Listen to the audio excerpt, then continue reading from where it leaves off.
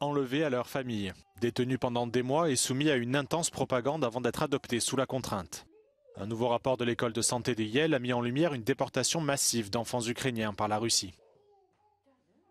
Les chercheurs ont identifié 314 enfants ukrainiens adoptés par des familles russes depuis le début de la guerre en février 2022.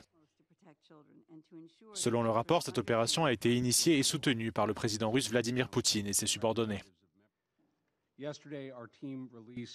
The way it works is there's 3 interconnected databases, one of which is directly run by the Ministry of Education. After the September annexation of the area occupied by Russia, they moved the children from midpoints, basically safe houses where they had held them for 6 months, and then placed them in the database. Dans ces centres, les enfants ukrainiens subissent une rééducation forcée qui s'apparente à un véritable lavage de cerveau, comme l'explique le responsable de l'étude. And that includes, for older boys, military training, including vehicle operation, weapons operation, parachute jumping. And then for younger children, it includes indoctrination in Russian narratives, singing Russian songs, and being prohibited from speaking Ukrainian.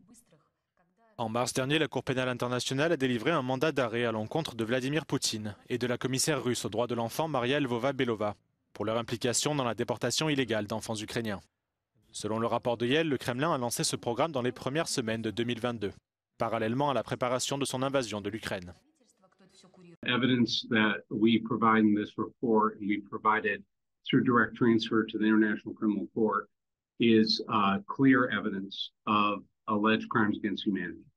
And now it is up to the ICC and other jurisdictions to decide whether they want to charge.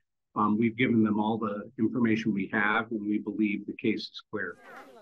La situation pourrait encore empirer l'année prochaine.